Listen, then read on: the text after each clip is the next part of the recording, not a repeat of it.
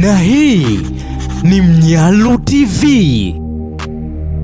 Dini ni imani na misingi ambayo imewekwa ili kufuata njia sahihi katika kuishi maisha yenye kumpendeza Mungu. Kuna baadhi ya dini hapa duniani zina imani na matambiko ya ajabu zaidi.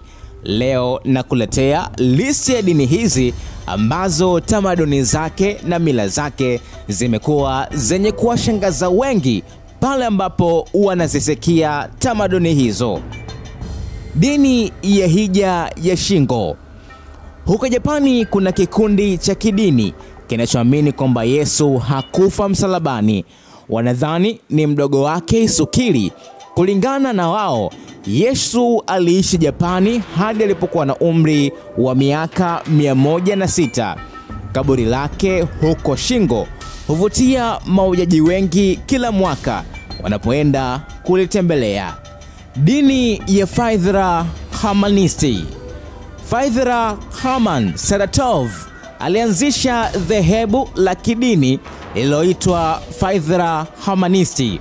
Mwaka wa 1966, Saratov aliamini kwamba atazaliwa upya kwa Mwenyezi Mungu baada ya kifo chake. Wafuasi wake waliishi kwenye makaburi chini ya nyumba huko Kazan, Urusi, wakiishi maisha ya kujitenga na kujinyima raha. Kuchanganya usufi, mafumbo ya Kiislamu na mafundisho ya esoteric, dhehebu hili la kipekee lilibaki chini ya ardhi kwa zaidi ya miongo miwili. Wakati wa uvamizi wa mamlaka ya Urusi, iligunduliwa kuwa baadhi ya watoto 20 waliochukuliwa kutoka kwenye boma hilo hawakuwahi kuliona jua. Jamii ya Aetherius. Jumuiya ya Aetherius ni kikundi kidogo cha kidini ambacho kinamwona Yesu sio mwana wa Mungu, lakini kama kiumbe mgeni aliyeendelea ambaye alikuja duniani kuangaza ubinadamu. Kanisa la Euthanasia. Kanisa hili la Euthanasia ni dhehebu la kidini linaloendeleza ulaji nyama na kujiua ili kufika lengo lao la kurejeshwa usawa kati ya wanadamu na viumbe vingine duniani.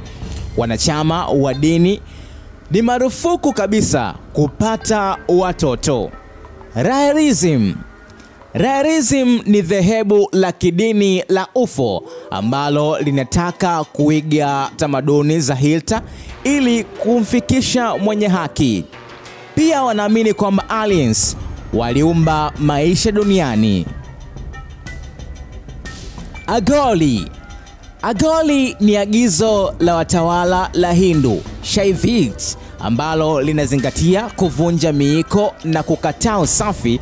Wanaishi katika makaburi, kupaka majivu ya kuchomwa kwenye miili yao, hutengeneza vitu kutokana na mifupa, hutafakari juu ya maiti na hula makaburini na mabaki ya maiti yaliyotengenezwa kwa mafuvu ya kichwa cha binadamu yanapatikana katika maeneo ya kuchomwa maiti. Agoli ni miongoni mwa makabila ambayo yanaogopwa zaidi hapa duniani. Skoptsi. Hili ni dhehebu la kidini la Kirusi ambalo linazingatia sehemu za siri za binadamu, ishara ya dhambi ya asili. Hawa jamaa mazoezi ya kuondoa viungo vya uzazi kama njia ya kurejesha usafi baada ya dhambi. Wanachama wa kiume wangehanisiwa, yani hufanywa kama mahanisi, wasipige watu, kuunganishwa kwa chuma cha moto chekundu kinachoitwa ubatizo wa moto. Honohana. Honohana pia inajulikana kama ibada ya kusoma kwa miguu. Ni dhehebu la kidini la Kijapani. Mwanzilishi wake ambaye alidai kuwa kuzaliwa upya kwa Yesu Kristo ni Buddha alidai kutambua masuala ya wafuasi kwa kuchunguza miguu yao. Tamaduni hizi chache ni miongoni mwa tamaduni zinazopatikana kwenye baadhi ya dini, na ni tamaduni ambazo zina uajabu na upekee ndani yake, na imekuwa kivutio kwa watu wengi na uwashangaza wengi wanaposikia kuhusiana tamaduni na imani za makabila hayo. Na hii ni Mnyalu TV.